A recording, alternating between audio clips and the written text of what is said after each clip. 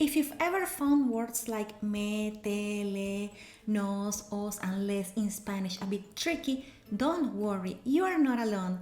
Even advanced learners sometimes make mistakes with these indirect object pronouns, but don't be discouraged because I'm here to share some helpful tips that will make using these pronouns easier. The best part is that you'll see them in context because, as usual, I prepared a short story to show you real-life examples to make it all clear.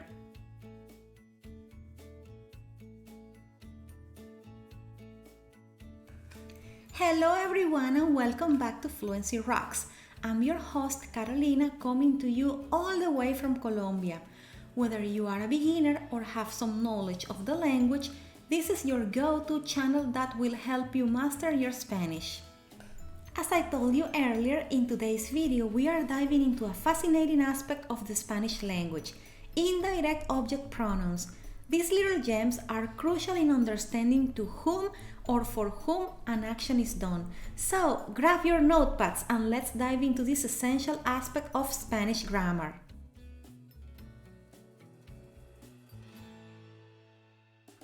So, what exactly are indirect object pronouns and why are they so important?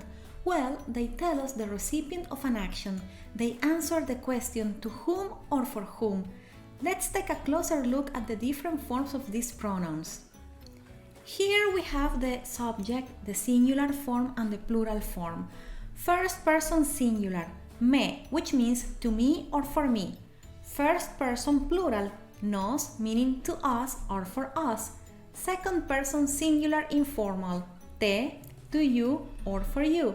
Second person plural informal, os, to you or for you. Second person singular formal, le, to you or for you.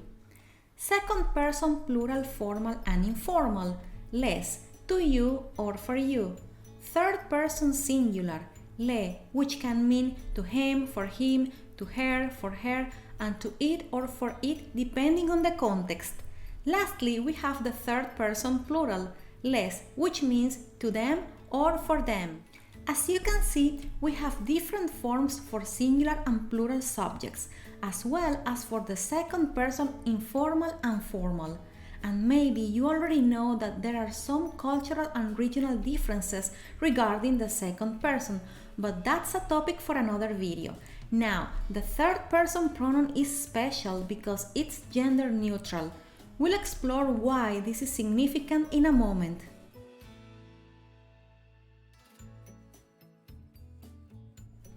To identify the indirect object in a sentence, all you have to do is ask yourself to whom or for whom the action was done.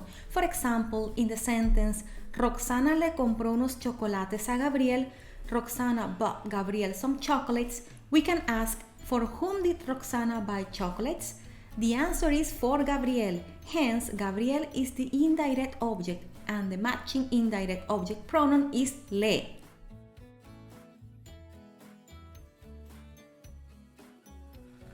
Let's look at some examples to reinforce our understanding. Todas las mañanas mi colega me trae una taza de té. Every morning my colleague brings me a cup of tea. Nunca les pedimos dinero a nuestros padres. We never ask our parents for money. Mañana te voy a mostrar las fotos de mi viaje. Tomorrow I'm going to show you the photos of my trip.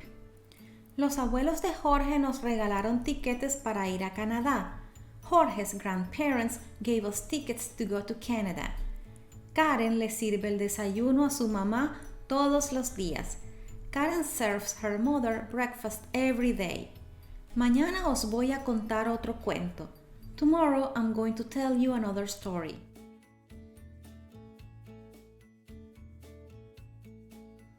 In Spanish, it's quite common to use both the indirect object pronoun and the noun to which it refers in a sentence. Let's analyze these examples. Sandra le tiró la pelota a Natalia means Sandra threw the ball to Natalia. Sandra le tiró la pelota means Sandra threw the ball to her.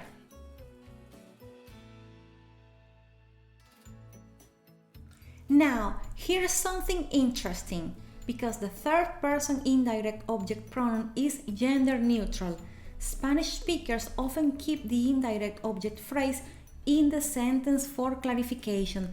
This is because le could refer to Sandra threw the ball to him. Sandra threw the ball to it. Sandra threw the ball to you. This doesn't happen with the indirect object pronoun me, te, nos, and os because they have a single clear meaning, leaving no room for confusion. Let's illustrate this with some examples. Me piden muchos favores. They ask me many favors. Esta tarde te van a dar los documentos. This afternoon they are going to give you the documents. Nos enviaron los productos por correo. They sent us the products by mail. El próximo fin de semana os voy a preparar una torta de chocolate. Next weekend I'm going to bake you a chocolate cake.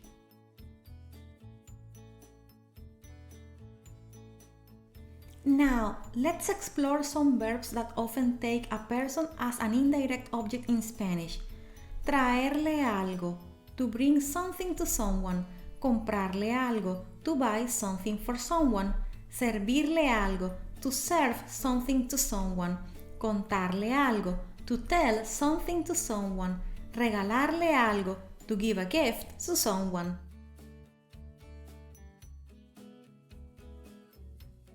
Darle algo, to give something to someone. Pedirle algo, to ask something of someone. Decirle algo, to say something to someone. Mostrarle algo, to show something to someone. Escribirle algo, to write something to someone. Mandarle algo, to send something to someone.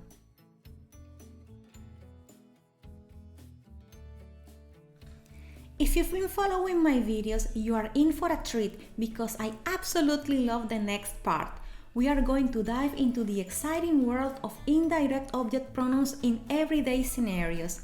I believe it's vital to grasp grammar by witnessing it in action.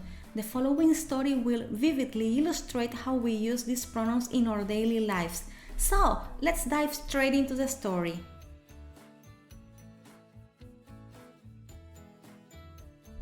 El Día del Amor y la Amistad, una fiesta inolvidable. Era un cálido viernes de febrero cuando mi amigo Iván me invitó a la fiesta del Día del Amor y la Amistad. Él siempre sabía cómo organizar eventos especiales. Cuando llegué a la fiesta, allí estaban todos los amigos de Iván. Él les tenía regalos a todos. Todos estábamos muy felices y le agradecimos mucho a Iván por todo el esfuerzo y dedicación que le puso a la fiesta. En la fiesta también había muchos amigos y conocidos míos. Mientras conversábamos y disfrutábamos de la música, mi amiga Karina me dijo: Iván te compró el mejor regalo a ti. ¿Cómo lo sabes? ¿Por qué lo dices? Porque él nos contó a Marcela y a mí. Nos dijo que él te considera su mejor amiga y que por eso te quería comprar algo especial. En ese momento me sentí muy afortunada de tener tan buenos amigos como Iván. De repente la música cambió y Karina, con una sonrisa en sus labios, le puso su canción favorita a su novio Leonardo. Fue un momento mágico que todos aplaudimos. La diversión no paraba y minutos después hubo un concurso de baile. Jaime, otro buen amigo, y yo participamos en pareja. Nos divertimos mucho participando y para sorpresa de todos nos dieron el mejor premio como mejor pareja de baile. No lo podíamos creer, estábamos muy felices. Todos los invitados estaban encantados con los pasabocas de la fiesta. Entonces Iván nos pidió a todos llevar más pasabocas a la mesa porque se estaban acabando muy rápido. En medio de la diversión, Iván le escribió por WhatsApp a su hermano, quien no pudo asistir a la fiesta. Sin embargo, Iván le estaba mandando fotos y videos de los momentos especiales. Y por supuesto, no podía faltar la piñata. Iván le pegó muy duro hasta que finalmente se rompió y los dulces volaron por todas partes. Había demasiadas personas en la fiesta y para ayudar a Iván, Karina, Leonardo, Jaime y yo les llevamos más bebidas a todos los invitados para continuar con la diversión. Al final de la noche, Iván nos presentó a sus nuevos amigos, unos compañeros de trabajo de los que se había hecho amigo recientemente. Todos nos dimos cuenta de que en este día del amor y la amistad habíamos creado recuerdos inolvidables y fortalecido los lazos que nos unían.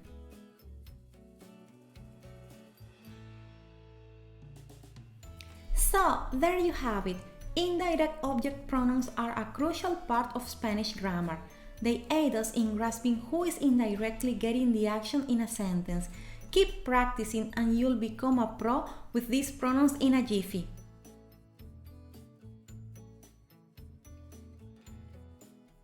That's a wrap for today's lesson. I hope you found this video helpful in your Spanish language journey. If you did, don't forget to give me a thumbs up and hit that subscribe button and ring the notification bell if you haven't already. Also, share your thoughts in the comments section below. I'd love to hear from you.